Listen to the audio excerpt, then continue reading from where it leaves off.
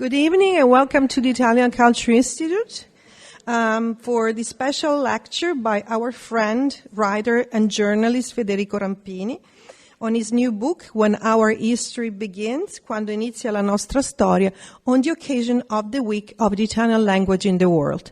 Now, it is my pleasure to introduce the Honorable Consul General of Italy, Silvia Chiave, to give a few remarks.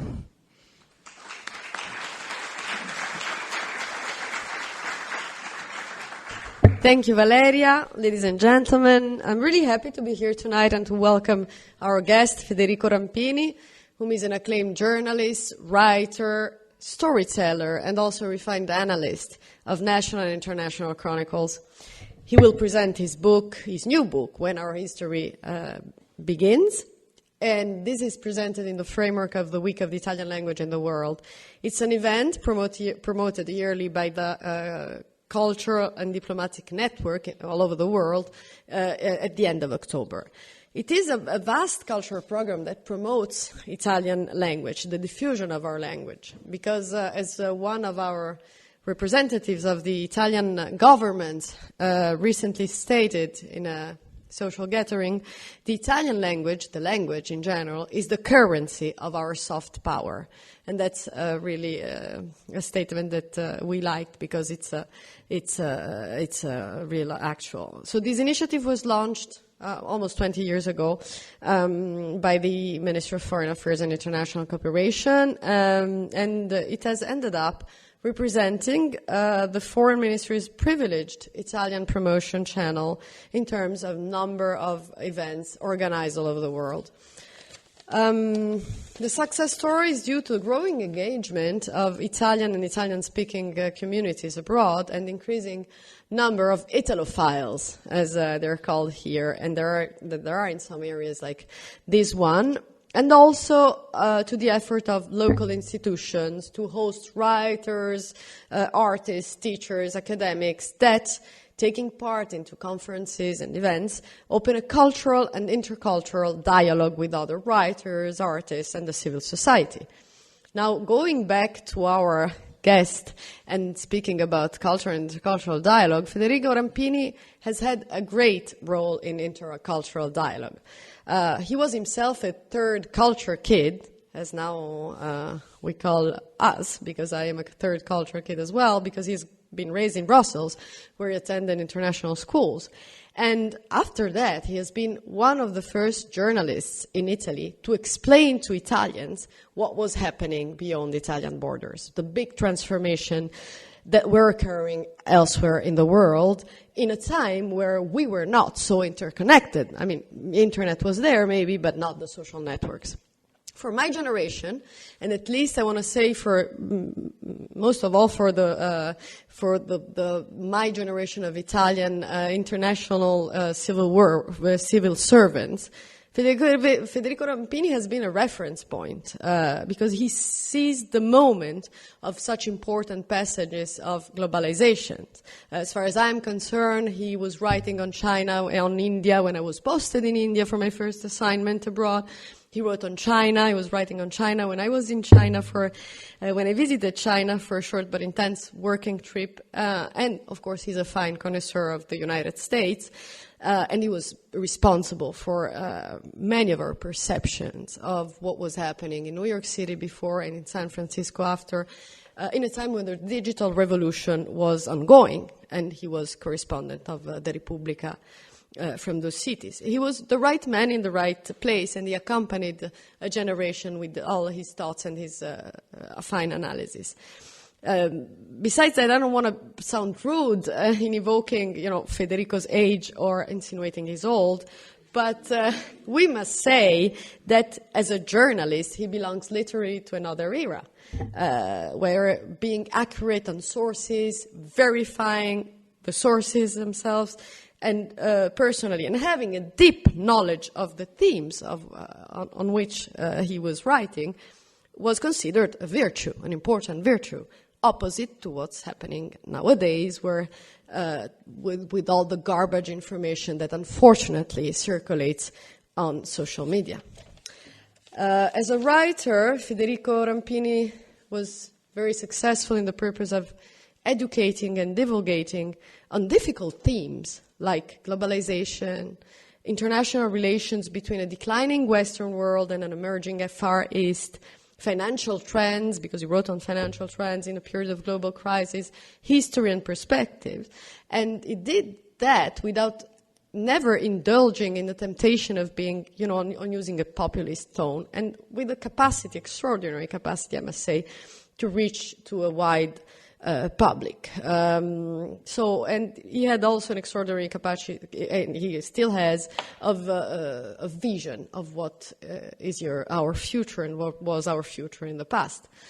So thank you again, Federico, for being here. We're really proud to have you here. I want to warmly welcome you here again. We're looking forward to listening to the presentation and to reading your new book. And now I leave the floor again to Valeria for the presentation of the book. Thank you.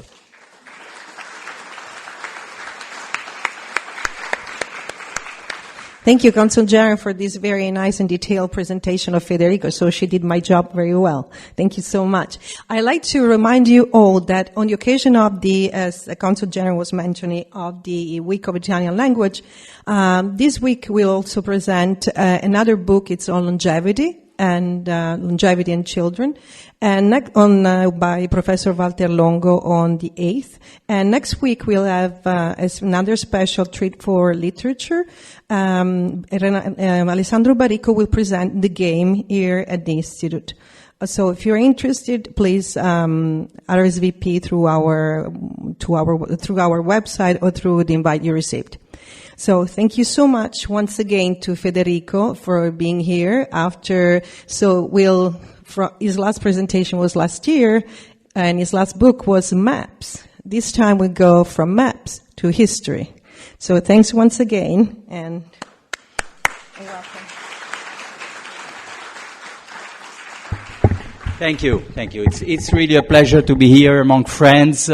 Friends sometimes exaggerate in their introduction, so I feel a little bit embarrassed, but what I've heard about myself. But I'll certainly disappoint you, but doesn't matter. This is part of the cultural background of many Italians who studied humanities, Latin, this beautiful quote by Cicero, Historia magistra vitae, history as a teacher of life. Well, I am not a historian. I'm not a professor. I'm not an academic teacher.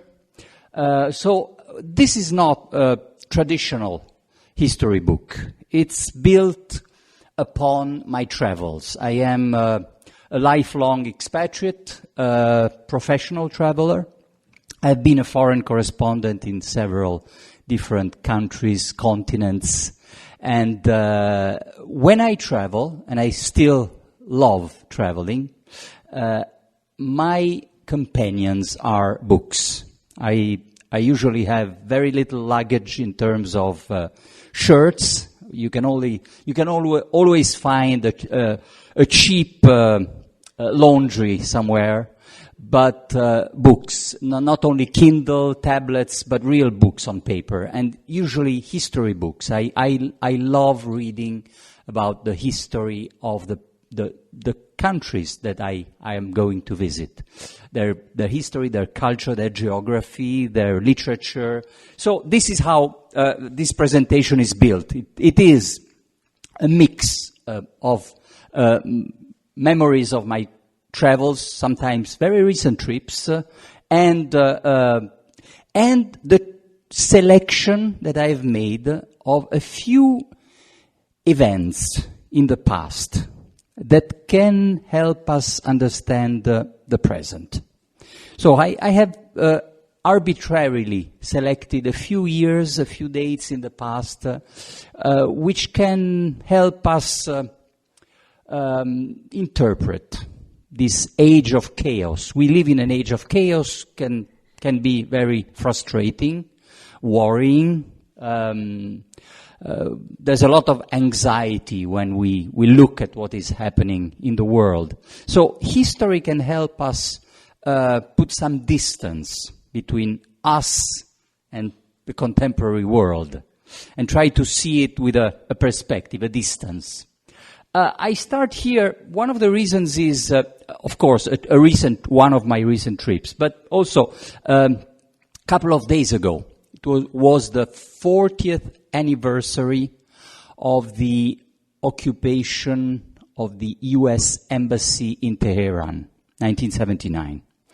And that is a very important year. I will come to that year. It's really one of the years that we should study again and again.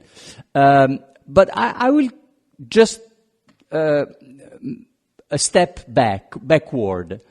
This is a map which is not about Islamism. Islamism is radical interpretation of Islam. The map here is a map of Islam. So I colored in red, deep red, the areas where the population is majority Muslim. And then lighter red or pink, substantial plurality of Muslims.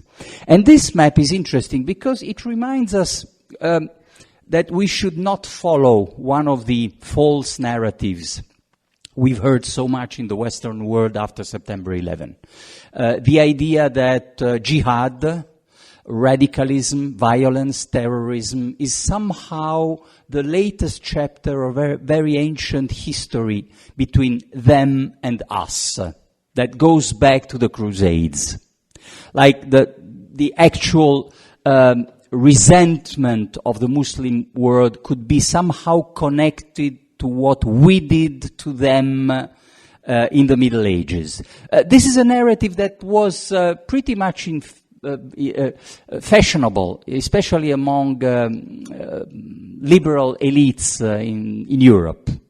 That we deserved what they were doing to us because we started with the Crusades, and then there was the colonialism and the exploitation of poor Muslim immigrants in the French banlieue or whatever. Well, okay, so let's start with this map because it reminds us that Europe, so the Western world, was rather peripheral in the history of Islam.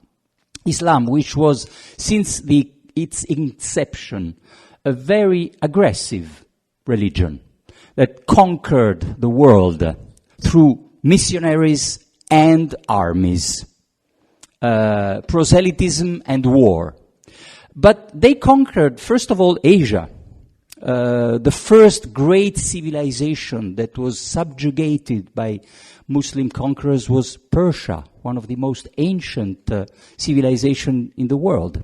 And then they went on and on and on to India, Indonesia, and then Africa. So Europe is rather marginal in the history of conflicts between Muslims and other civilization. But my trip is in this country. So you see the 1979, it's not only about Iran, but Iran is very important. Of course, you have the Islamic Revolution. The Shah has to flee from Persia, and Khomeini returns from its French exile. He lived in Paris.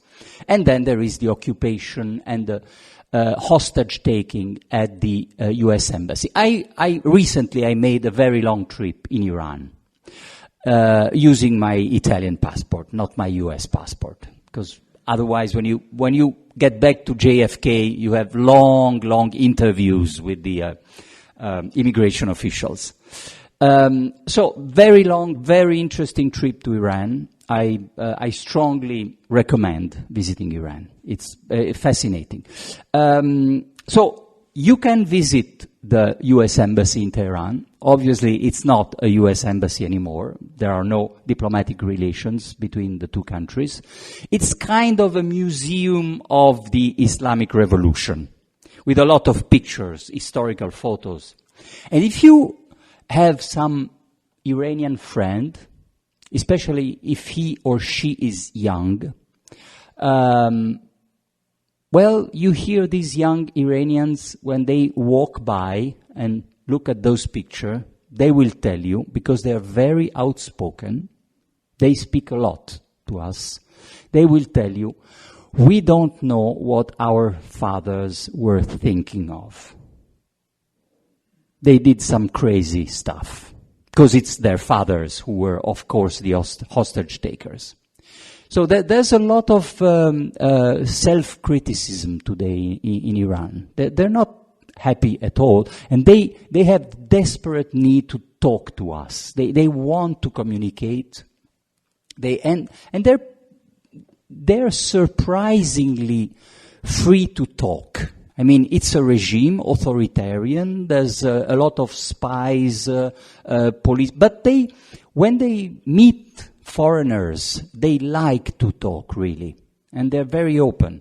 So, 79 is not only about Iran. There's in the same year, a lot of things happen, and really, this is the year when radical Islam, in its modern inception, is born. Crusades have nothing to do with. It's a political fixture.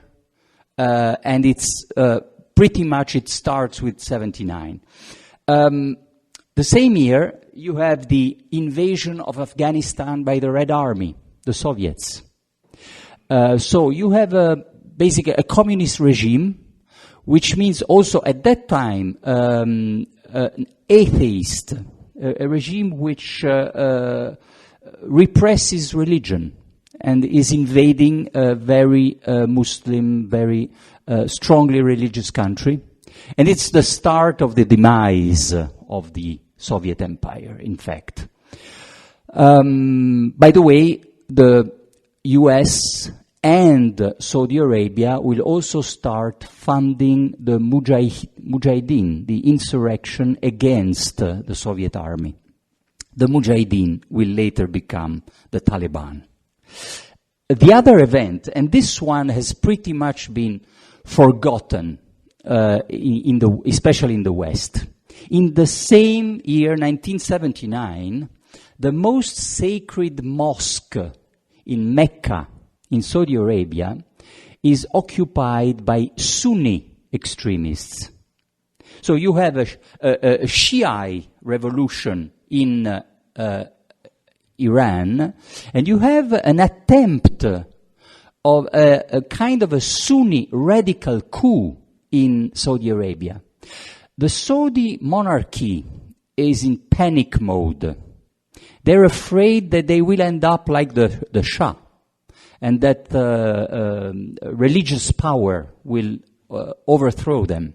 So what is the choice of the Saudi monarchs? They will try to cement an alliance with the most reactionary part of their religious power. So they will, from this moment on, you have Saudi Arabia going backwards towards the Middle Ages. Few people can remember this, but before 1979, Saudi women had a lot more rights than they have today.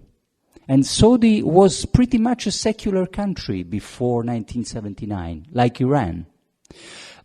So this is, in this moment, when the Saudi monarchy decide, they will create a religious police, they will forbid music concerts, etc., etc. And you have, at this moment, the start of a competition between two very authoritarian and reactionary regimes in Iran and in Arabia, who will win in the competition between radicalism. Same year, 1979, two other important news. One is the 3 Mile Island accident here in the US. nuclear power plant not too far from New York City. It's a terrible accident, very dangerous. It's not a Chernobyl, but it could have. So the consequence is substantially a freezing of the nuclear energy program here in the US, which means an increase in the demand of oil, fossil fuel. Same year, 1979, China. Deng Xiaoping starts the reforms that will bring China towards a capitalist economy, market economy, and so China too begins growing and consuming, buying more oil. So you have this incredible conjunction of events where both Iran and Saudi Arabia are flooded with money. That it's the second oil shock. And where does this money go? Well, a lot of corruption, but also funding of fundamentalist madrasah and mosques from London to Saudi Arabia. This is where it all starts. And this is basically the beginning and the roots of everything that will happen later, from the September 11 attacks to all the terrorist attacks in European countries, Britain, France, Spain, Belgium, and of course many, many more attacks in Islamic countries. So when I was in Iraq, well, I traveled also to Saudi Arabia. Usually my trips in those countries are when I cover U.S. presidential trips. So I travel as a White House correspondent. I'm with the White House caravan. But I prefer traveling alone. And my trip in Iran, of course, was not with any U.S. president. It was by myself with a few friends. Very interesting trip here. The guy you see on the left picture is an imam who welcomes you when you enter most of the beautiful mosques, historical, ancient mosques. They are really, really beautiful. I have traveled a lot in the Middle East, North Africa, Andalusia, Spain, but some of the most beautiful mosques are really in Iran. And there are these guys who are openly spokesmen for the regime. Behind him, you can read free, friendly talks. And under that, there's a department of propaganda. He's basically paid by the government to explain the Iranian policies. And very, very prepared, very fluent in English, French, German, Spanish, and very, very articulate. You can ask him the most embarrassing question. You can ask him, why does Tehran support Assad and the use of chemical weapons against the civilian Syrian population? He has an answer to that. Now, they're not beloved by their population. The normal Iranian people with whom I was traveling called the imams the mushrooms because of the shape over the head. And when one of my drivers saw that I was taking so many pictures, at some point he told me, but if you like them so much, why don't you bring them home with you when you go back? Another remark that I heard so often among Iranian people, young, especially the young, who are the most outspoken, is very interesting. They say, why are we spending our money funding the Arabian wars? Now, you have to remember always that Iran has nothing to do with the Arabs. They have this knowledge of their own history, this perception that they were one of the greatest civilizations before Alexander the Great went to conquer and defeat Persia. And the Arabs at that time were just, shepherds, barbarians.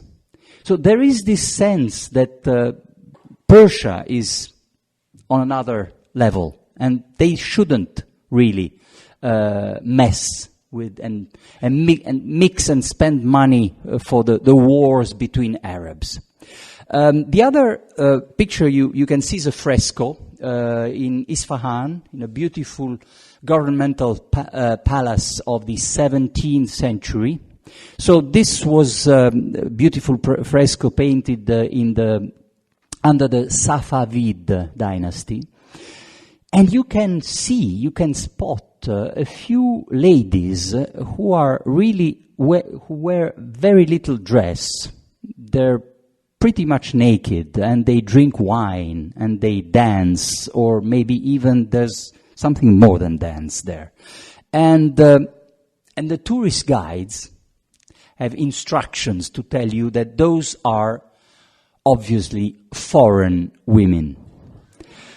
They are not.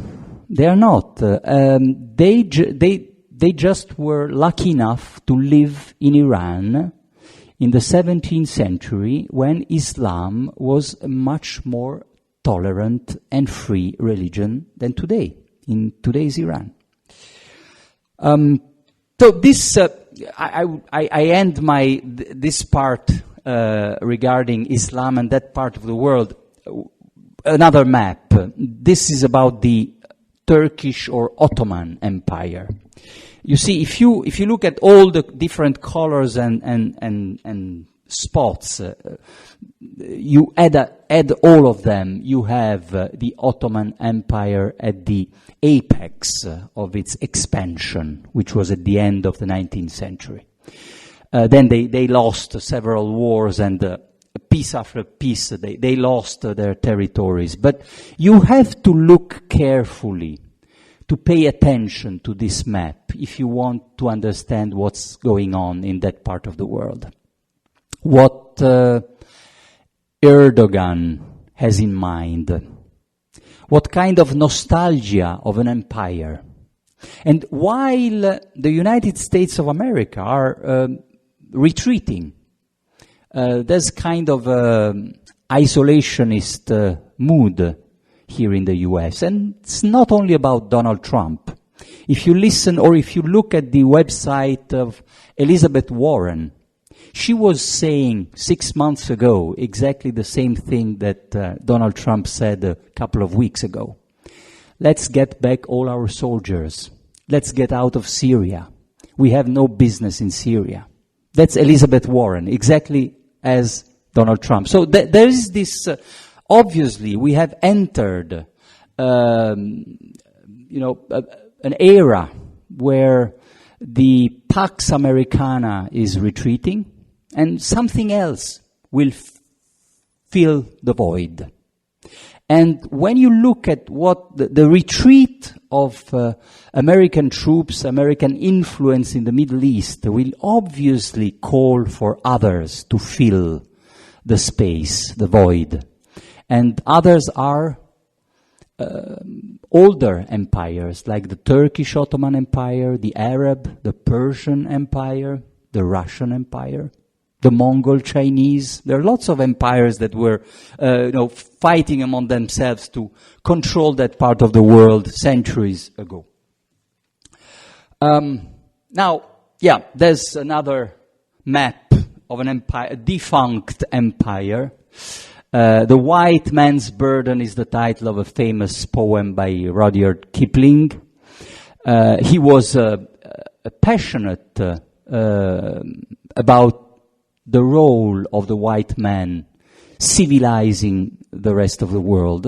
And this is the British Empire at the height of its reach in 1921. So they had already lost a very important colony like the United States, but they really were the empire where the sun never sets.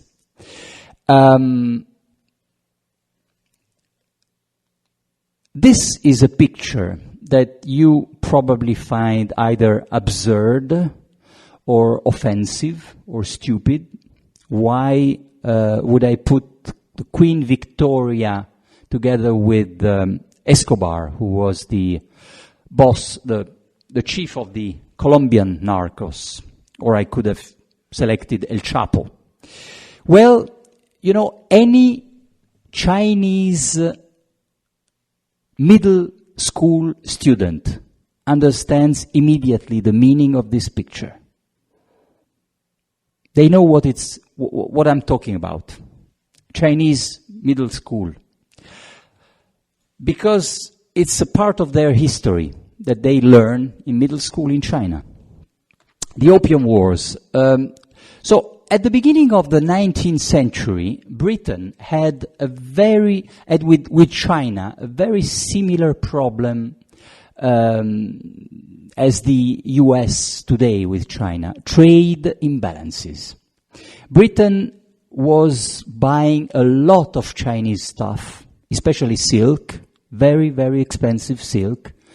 But the British industry, the British businesses could not export very much to China. So they had a huge trade deficit. And they didn't know how to solve the problem. And at some point they found the solution. Opium.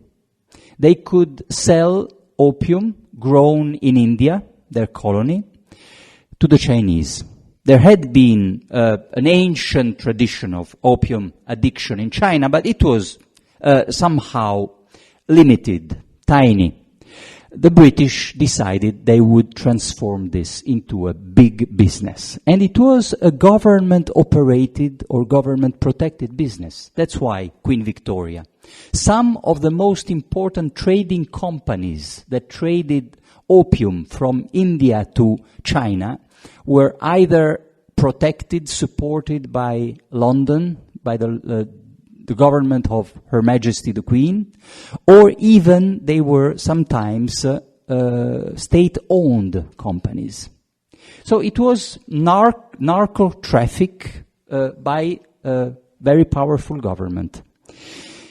The Chinese tried to resist, they tried to close their ports, and then the British went to war. The Brits won twice, 1839, 1860, and so China had to open completely its most important seaports to the British and even other European or Western superpowers. This is what they teach today in China, in middle school. They call it the century of humiliations. The Chinese did not become a colony, they were not colonized like India, but still, some of the most important seaports of China were under the control of foreign powers, like Hong Kong became a real colony of Britain. Shanghai was not really a colony, but in Shanghai there was a kind of a dominion, a British dominion, where the consul general of Britain in Shanghai was the real power. He was much more important than the local government. And even the Italians had their share. You know, there was another war, the Boxer expedition, when several Western countries sent troops to repress a revolt, popular revolt. And then we participated, Italy, and we won together, and we were rewarded with Tianjin, the city of Tianjin, which is the largest seaport near Beijing. It's now with the high-speed train in 1 hour you get from Beijing to Tianjin. It's a 10 million inhabitant, 10 million people city, very large, very important. You can visit today the Italian neighborhood, the Italian quarter in Tianjin, beautiful. So there was a time, almost half a century, when in Tianjin the consul general of Italy was the power. And if an Italian committed a crime, could not be judged by the local justice. No, it was the Italian consul general who had the last word. To understand today's China. So we must start to see the world with their eyes. This is, of course, the other year, very important, 1972, when Richard Nixon goes to Beijing. It's a surprise, the thaw between two enemies. They had fought. China and the United States had fought directly in the Korean War and somehow indirectly by proxy in Vietnam. So no one had predicted the thaw and the establishment of diplomatic relations between the two powers, and no one foresaw the consequences. It was pure genius on a geopolitical perspective. Those were somehow the real brains behind the operation. Henry Kissinger, Secretary of State and National Security Counselor for Richard Nixon, and Zhou Enlai, Prime Minister and Minister of Foreign Affairs in China. So there was a very stringent logic, rationale for this surprise. First of all, China felt very isolated and in danger. They had been quarreling with the Soviet Union. There had been kind of a religious wars between the two big churches of the communist world. And China, Mao Zedong especially, was worried that Moscow could initiate military intervention against China, a military aggression. They desperately needed to find friends. They felt very isolated. For the United States, of course, weakening the USSR and also trying to leave Vietnam as soon as possible, and the Vietnam War, and China could have an influential role because they were one of the main supporters of North Vietnam. But neither Nixon nor Mao could predict this. This is, so I like to play with maps. What you see on your left is, of course, the map of the United States. And it's always the same. It's like a benchmark. But on the right, the map is the map of China. This one is changing. The size is proportional to the Chinese GDP, gross domestic power. So, the wealth. Production. And so you look at 1972, the year when Nixon goes to China, you see how small the Chinese economy is compared to the US. Then 2001 is very important here because it's when China gets into the World Trade Organization. So China becomes a full member of the global economy. There's already been some catch-up. And then 2017 is the year when officially the World Bank tells us that based on the purchasing power parity, the Chinese economy is on par with the US economy, same size. So, nobody could have predicted. And this map will also explain the next picture, protectionism. You see, when China was admitted inside the World Trade Organization, it was still a poor country, an emerging country, developing country. They needed special treatment, asymmetric rules. They could not possibly compete on the same level with Western economies, with the US or Japan or Germany. But then, the same rules, which are very unfair, objectively unfair, are still the same today. And it's not sustainable anymore.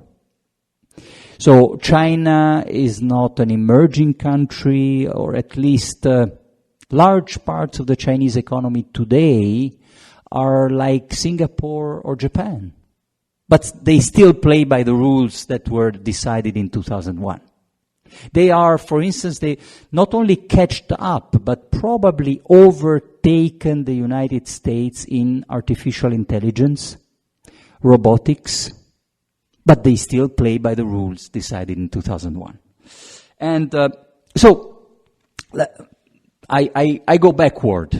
This is an era. Why do I go backward? Because when we talk today about globalization, sometimes you hear, especially the economists, the so-called experts, or chief executives, bankers, the Davos people, World Economic Forum in Davos, the elites are in favor of globalization, of course, and they will tell you that globalization is somehow a natural phenomenon. There's nothing we can do against globalization. It's nature.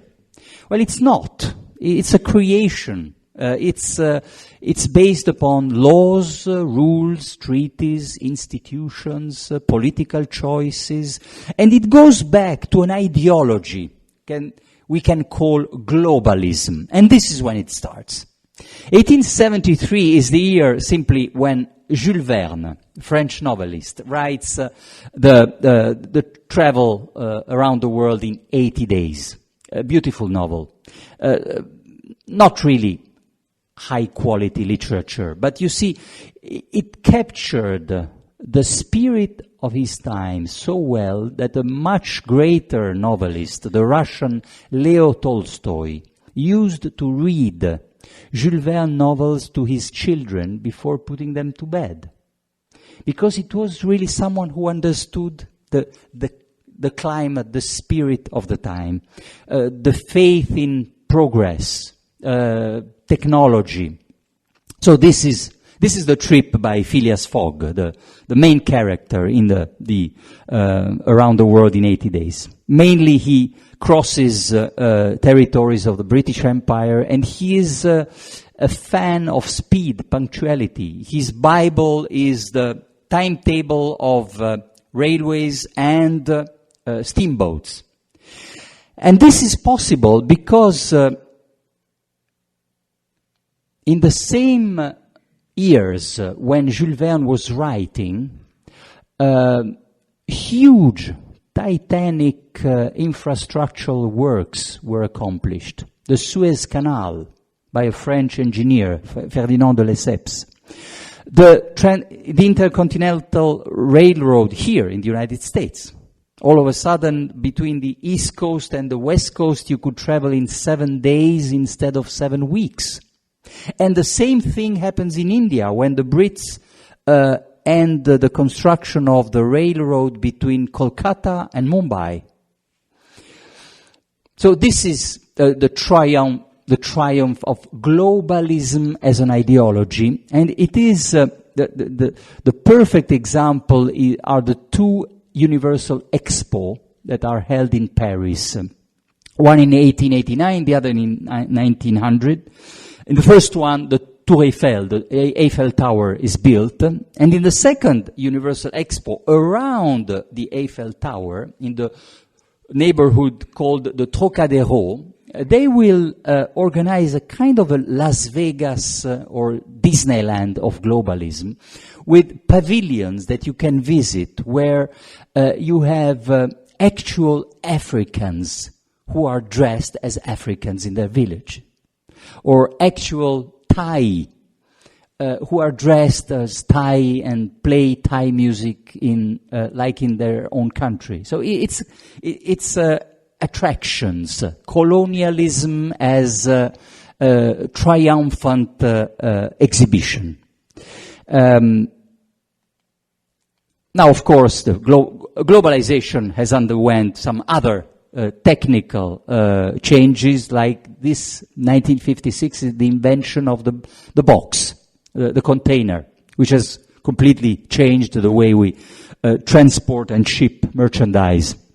So, no more Marlon Brando. In the beautiful movie by Elia Kazan, on the waterfront, Marlon Brando was very sexy and very muscular, macho, longshoreman.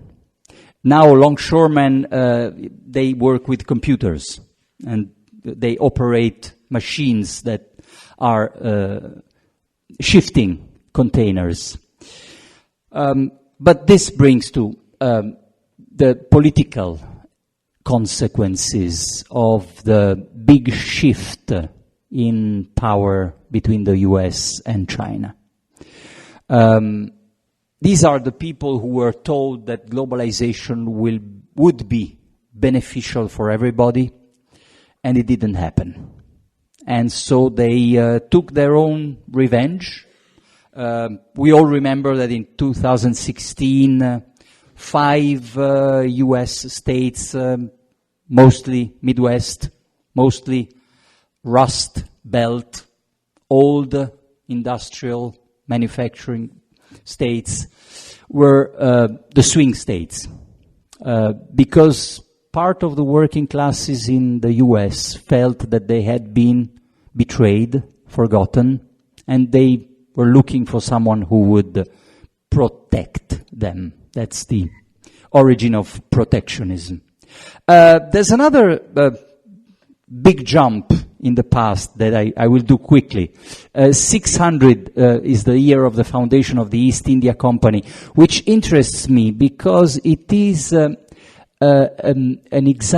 monstrous example of alliance or confusion or even incest between a government and the private business. That's when the British government decides that India will be operated by a private company, the East India Company. So the East India Company becomes the government of India. They will pay for their own armies, mercenaries, their own police, and they will reap benefits. They will pay their shareholders in London. Now, this is something that somehow brings me to a much more recent chapter of our history, September 15, 2008. It's the Lehman Brothers bankruptcy.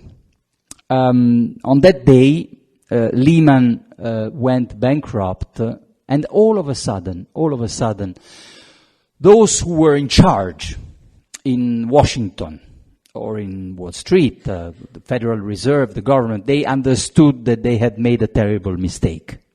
The whole financial world was going into panic. We were quickly going towards a systemic failure. And the collapse in confidence among investors was such that after Lehman, maybe Merrill Lynch would fail, then Bank of America, Citigroup, JP Morgan, Chase, Goldman Sachs, who knows? So the domino effect had to be stopped. And how was it stopped? Well, basically, it was a nationalization of the US banking system. You might remember, $800 billion. Bailout.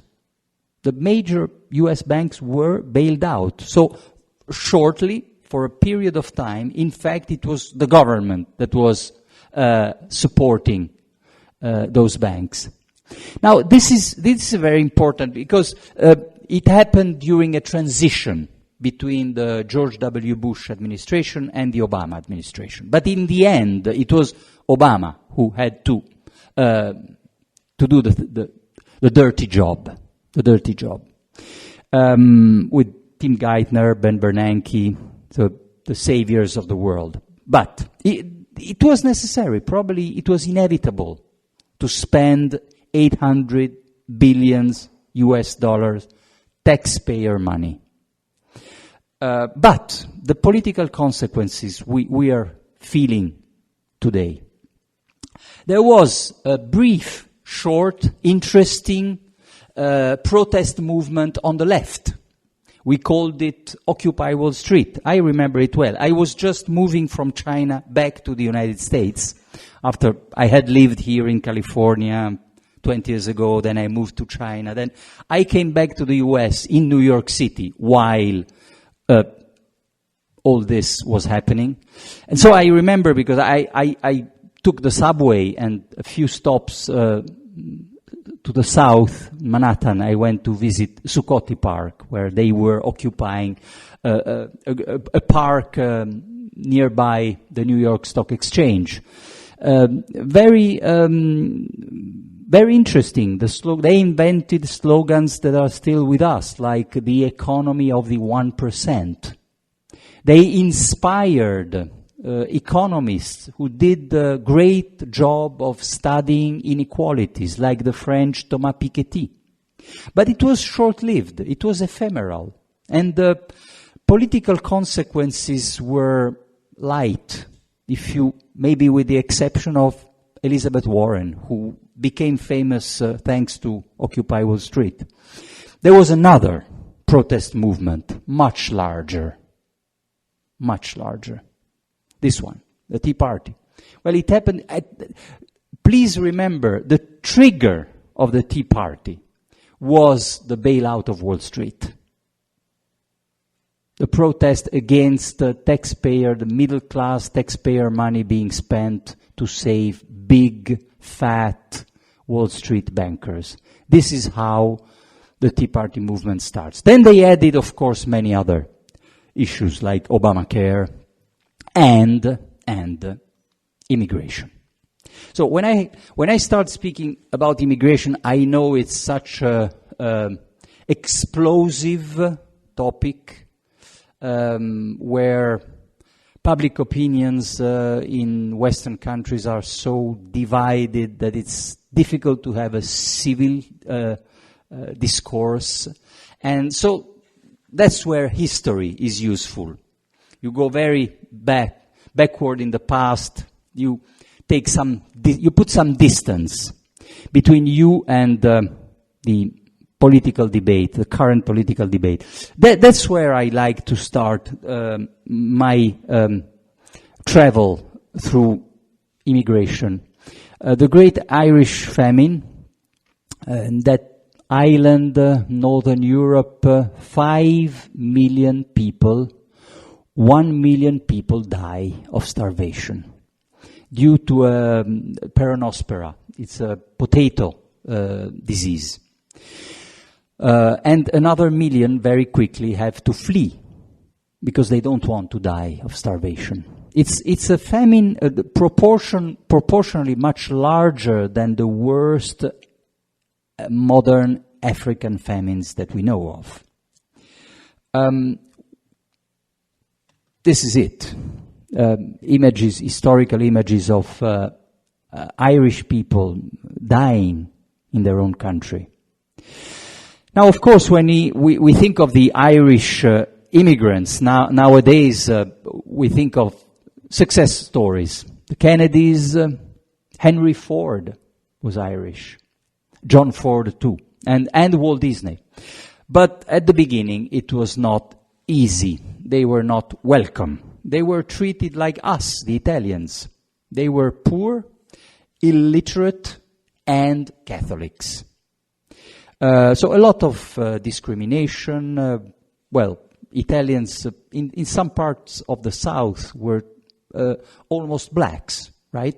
New Orleans lynchings of Italians by the Ku Klux Klan. So it was difficult, very, very difficult at the beginning. But most of them, in fact, had emigrated first to Britain. And when the big waves of Irish emigrations happened to Britain, Mr. Karl Marx lives in London, the father of the radical left. He lives in London. He's German, but he lives in London because he wants to study the most advanced capitalist economy of his time, which is Britain. And also he has a very rich friend, Friedrich Engels, who can support him in London. And Karl Marx has written very interesting analysis of the Irish immigration. It's been collected in a book whose title is The Irish Question, and nobody, almost nobody on the left today wants to reread that book because it's explosive. It's a minefield. It's not politically correct. So Karl Marx basically sees that those Irish are dying of starvation. He's very, he feels a lot of empathy and solidarity. He would never advocate for the closure of the ports of Manchester and Liverpool to prevent them to come to Britain. He understands the need. But at the same time, he's very clear-minded, clear-sighted in seeing the economic effects. British capitalists are so happy. They can pay the Irish workers much less than the English workers. They weaken the bargaining power of their own workers. They weaken the unions. They increase their profit margins. And this is the eternal history of immigration. The economic effects are always the same all over the world. And it's strange that today's left cannot do the same thing that Marx was able to do, to have in his brain two conflicting ideas, that those people are very poor, in need, desperate, they deserve our solidarity, but at the same time that someone is using immigration and the economic impact is very, very hard on our own workers. John Kennedy is again here, not as an Irish immigrant, for another reason. So, the history of immigration, immigration policies in the United States is extremely interesting. I have here two pictures, Franklin Delano Roosevelt and John Kennedy, because we tend to forget that in between these two presidents, America was such a different country. It was somehow a socialist country. Yeah, basically, if you look at what Bernie Sanders and Elizabeth Warren are advocating today, it's that. It's going back to that America. Under Franklin Delano Roosevelt, you had, in order to fight the Great Depression in the 30s, vast programs of public investment, the New Deal, infrastructure built by the government with taxpayer money, deficit spending, a lot of deficit spending, the construction of the first welfare state, Social Security, and a strengthening of labor rights, strengthening of the unions. So it was becoming a kind of a social democratic country. And it lasted approximately until John Kennedy. If you think of what was the highest marginal tax rate, income tax on the wealthiest Americans under John Kennedy, well, it's unbelievable today. It was 70%. This country was Sweden. 70%. 70% was the highest federal income tax rate on the highest portion of income, not only under Kennedy, even under Eisenhower, Dwight Eisenhower, a Republican president. So this is the period of time when America was a socialist country. And at the same time, its borders were almost closed. There was a very tight regulation of immigration flows, ethnic quotas. So, after Kennedy, you have a complete reversal of immigration policies. It's under Lyndon Johnson that the green cards are created, and all of a sudden the borders are open. And that's when America builds itself as such a multi-ethnic, diverse country. In a few years, the second half of the 60s, you have the foreign population going from 5% to 15%, threefold. Okay? And at the same time, you start dismantling the welfare state piece by piece. And then you will accelerate under Ronald Reagan, of course.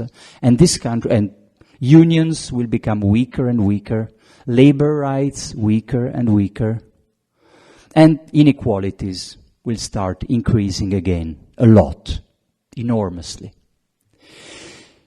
And this is somehow a paradigm that in history repeats itself. You can build a very homogeneous society, fair, generous, with a lot of solidarity towards the weaker part of the society, a lot of redistribution, tax redistribution from the rich to the less rich, until it is a homogeneous society. Or you can have a very diverse society, very multi-ethnic society, and extremely unequal. This is exactly the story that has repeated itself in Scandinavian country. Sweden, much more recently. Sweden was the paradise of social democracy or socialism. I remember it when I was 20-some, and I was a militant of the Italian Communist Party. Okay, the Euro-communist. We were not looking at the Soviet Union, obviously, as a model. We were looking at Sweden, paradise of socialism. And then, in much more recently, something happened that they opened their borders. Their foreign population went from 5% to 15%. Same numbers, from 5% to 15%. And all of a sudden, this happened so recently that meanwhile there had also been this shift of the progressive thinking, the radical left, towards multiculturalism.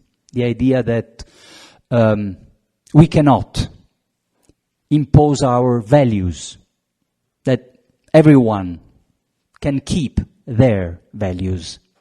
So what happened basically in Sweden is that if you were an Afghan refugee, you crossed the border of Sweden, and you might not share any of the Swedish values, for instance, women's rights, and yet, once you cross that border, you immediately, automatically gained all the entitlements of the Swedish welfare state.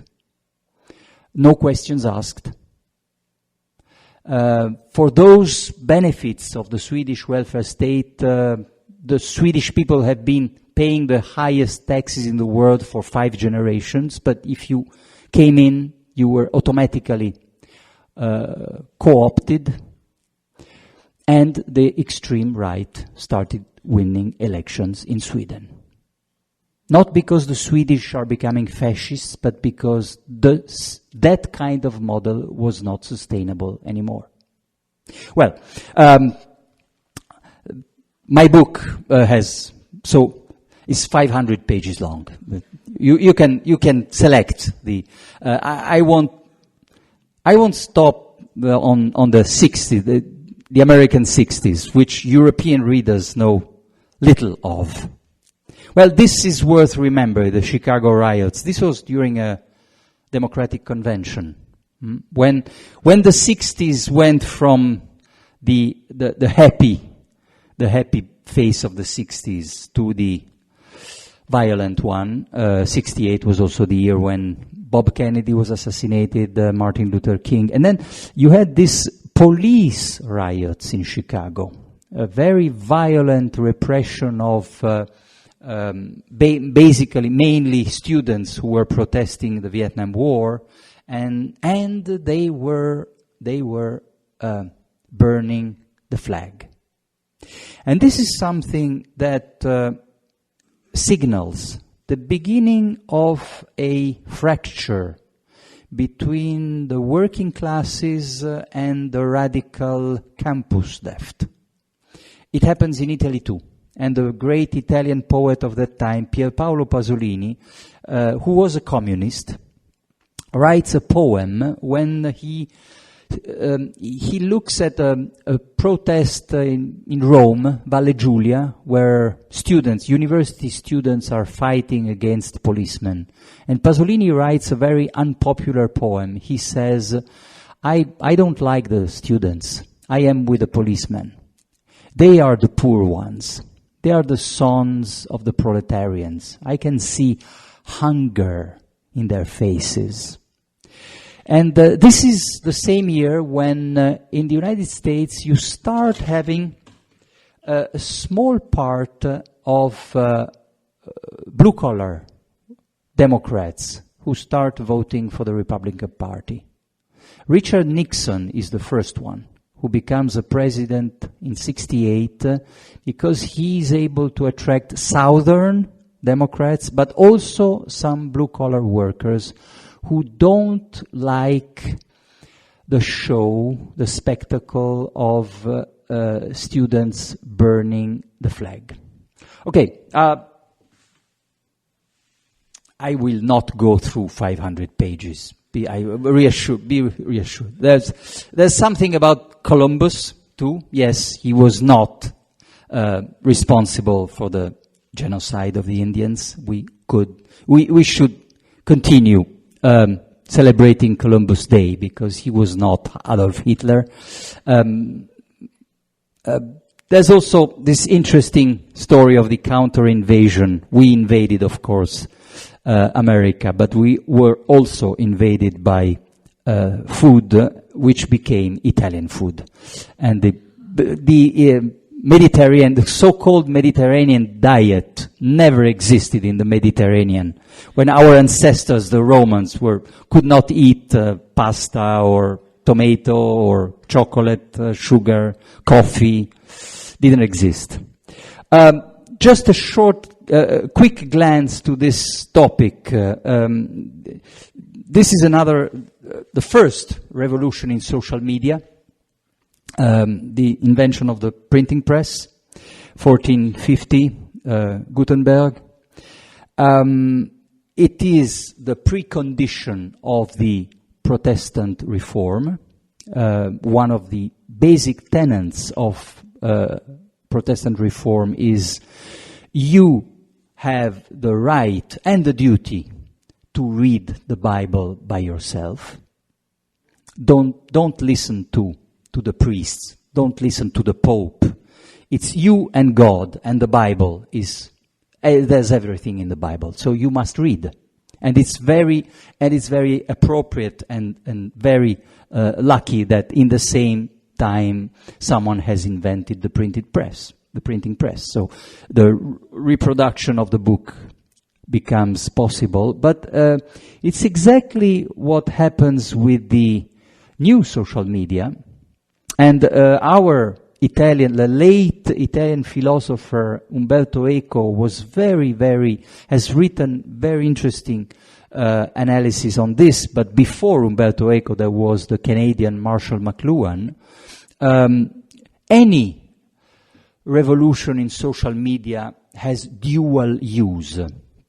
You can use the printing press to spread knowledge, access to knowledge, ideas, or you can use it to share and spread hatred, hate, fanaticism, the religious wars. We started killing ourselves among Catholics and Protestants also thanks to the printing press.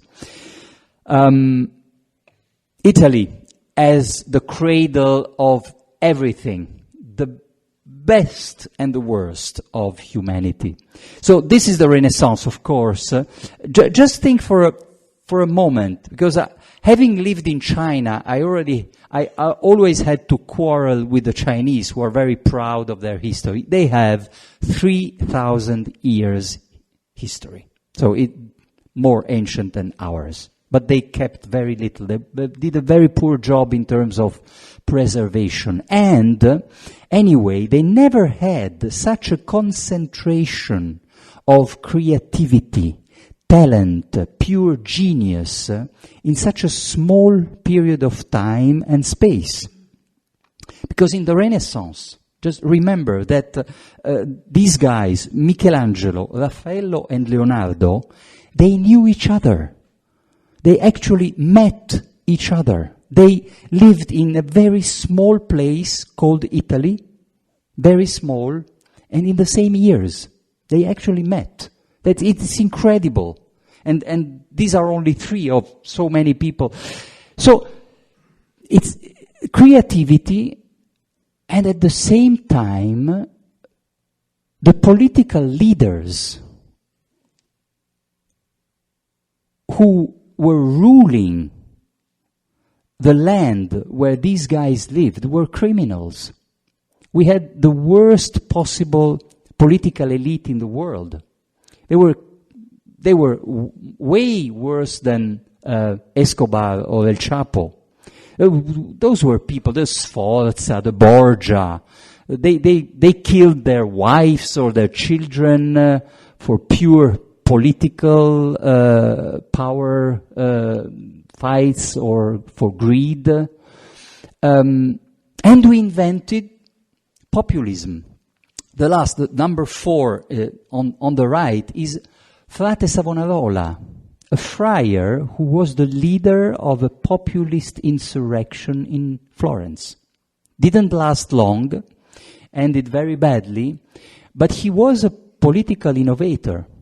And you know what? This is very interesting. The recipe for populism and a populistic insurrection. Corruption, greed, and inequalities. Because at that time, during the Renaissance, we had not yet discovered America, but new routes were opening towards Asia.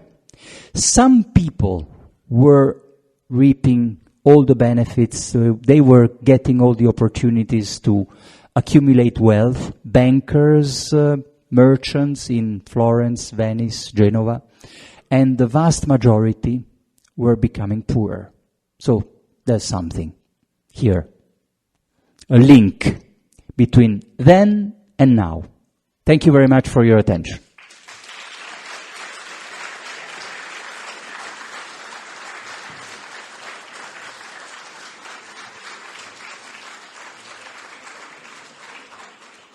Questions?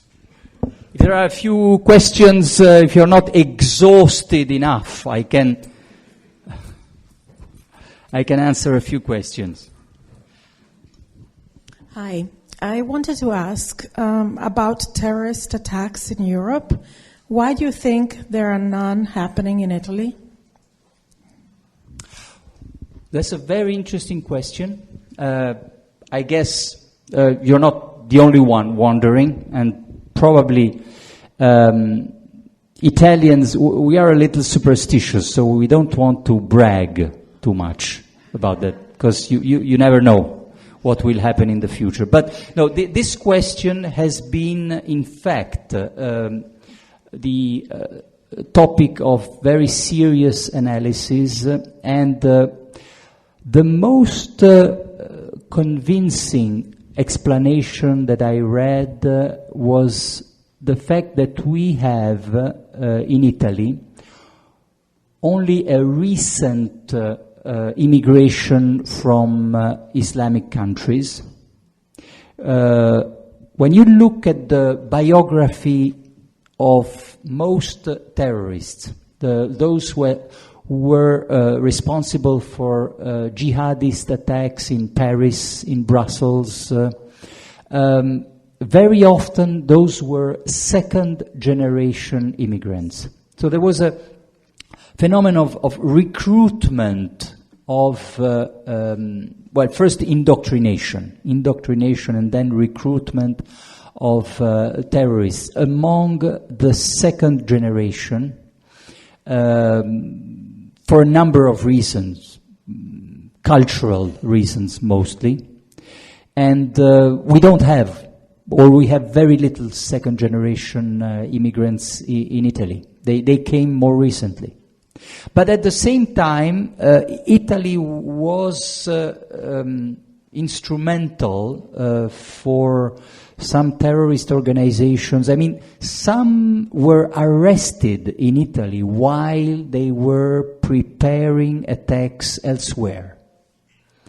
That's the answer I can find.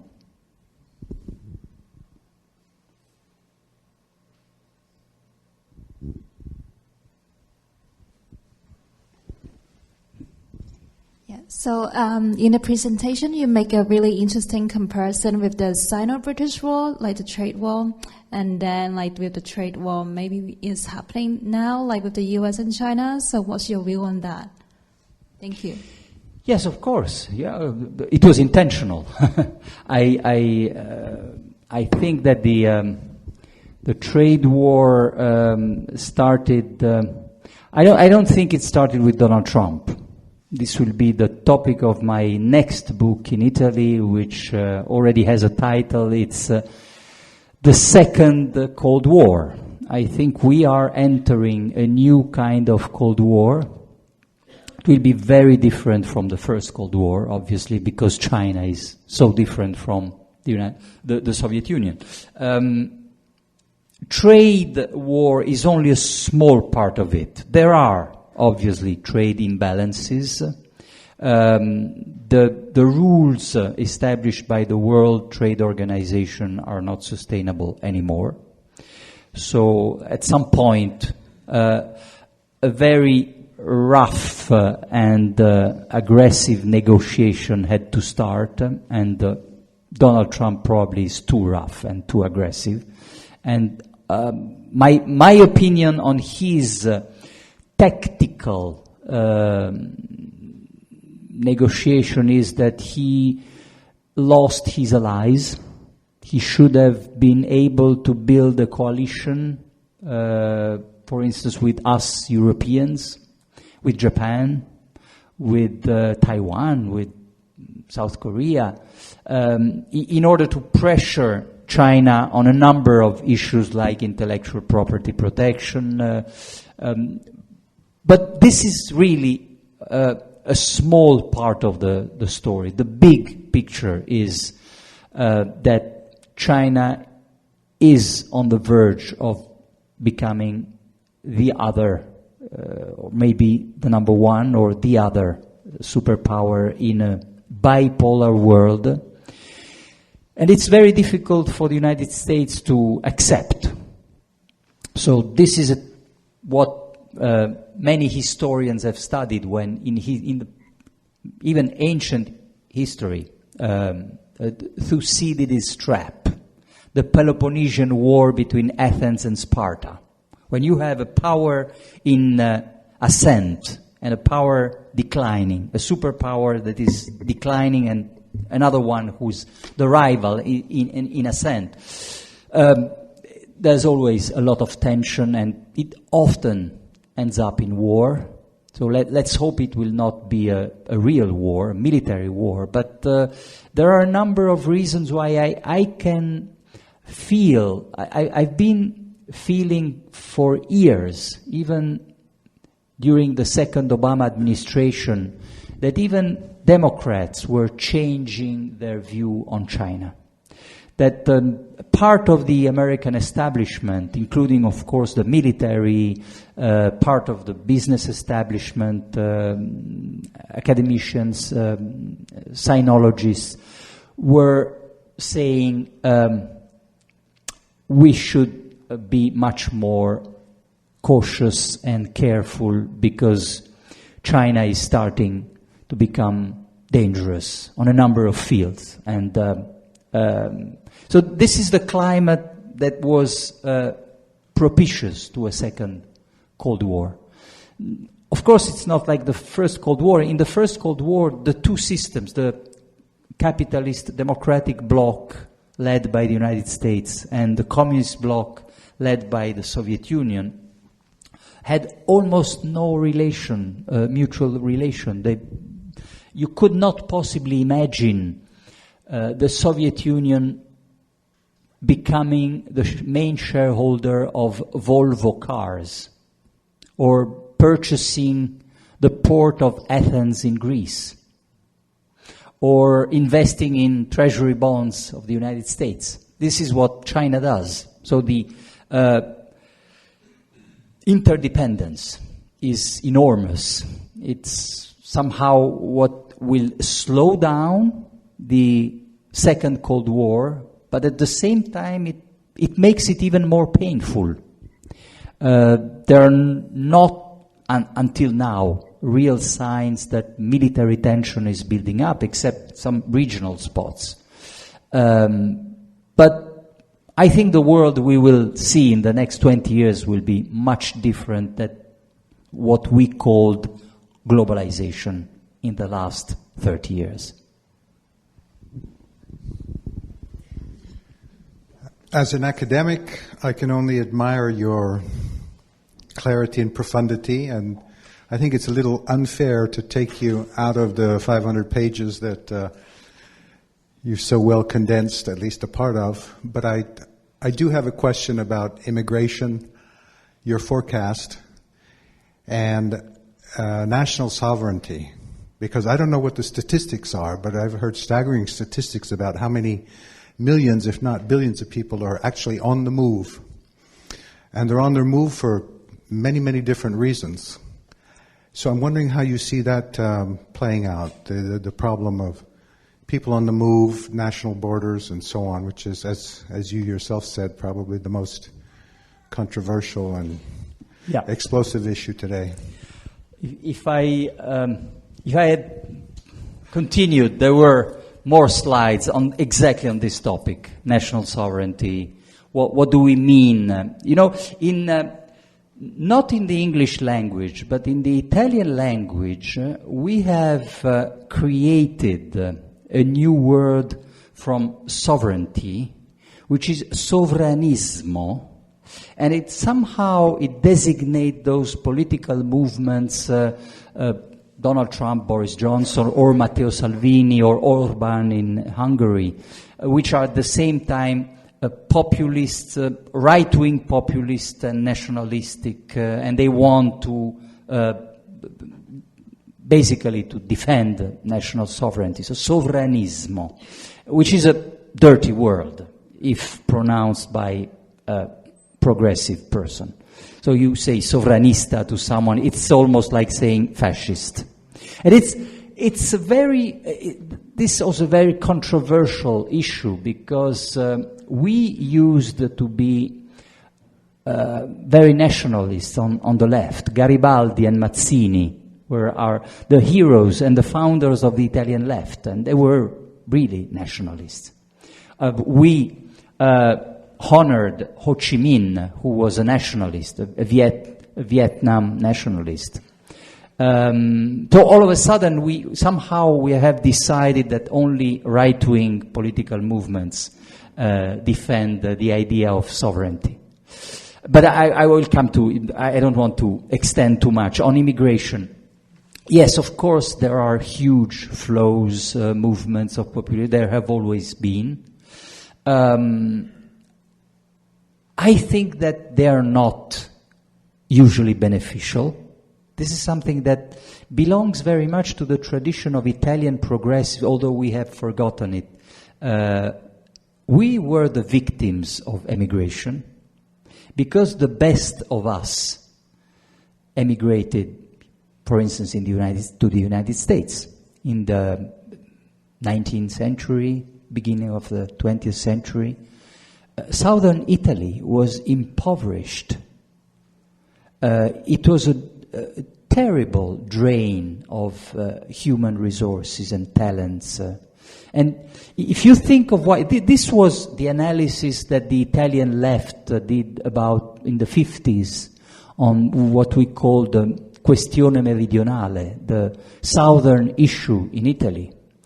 If you think of why the mafia was so powerful, it's also because they had less resistance, because the strongest had gone.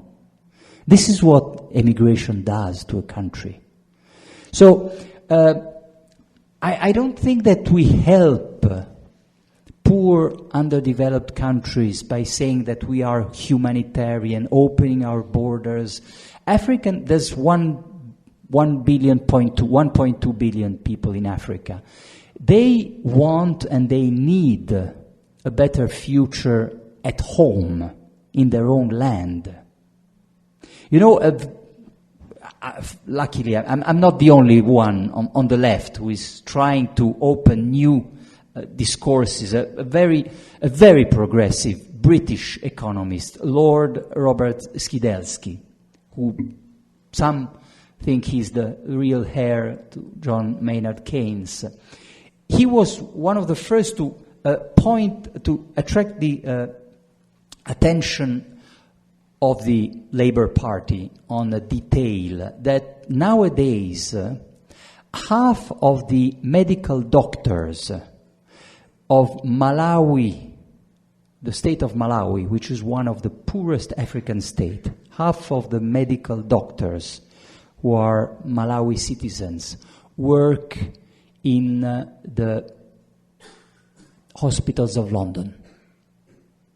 So is it this what we are doing to help them, or are we robbing them of the investment they did? They have trained doctors, and those doctors have gone away, and they're working to heal British patients in London.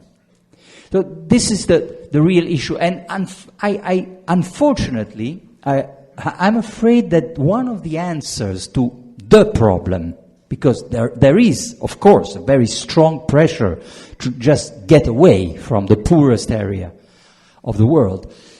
One of the solutions is China nowadays. What the Chinese are doing in Africa is at the same time terrifying but also very interesting. It's obviously the new Silk Roads and all the huge investments in infrastructure. One of my trips, I could not talk about that tonight, but I've traveled extensively in Ethiopia. And you see the Chinese everywhere, of course.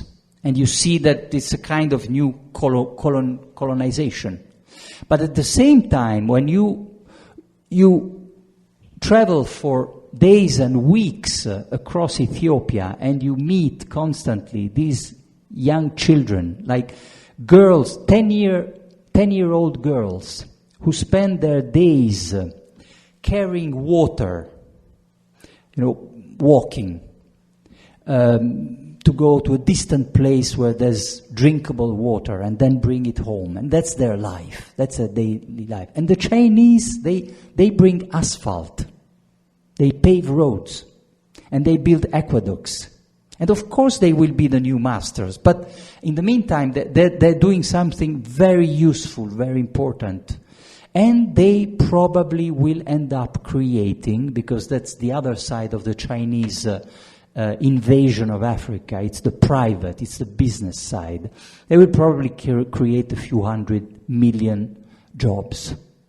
And it will be dirty jobs, it will be exploitation, it will be capitalism, greedy capitalism at its worst.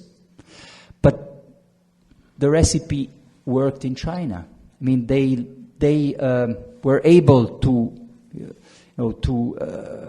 bring 750 million people, probably, from extreme poverty to decent level of well-being. That's one possibility. And it will be ugly. It won't be nice. But Mao Zedong said the revolution is not a party. And now it applies to the capitalist revolution.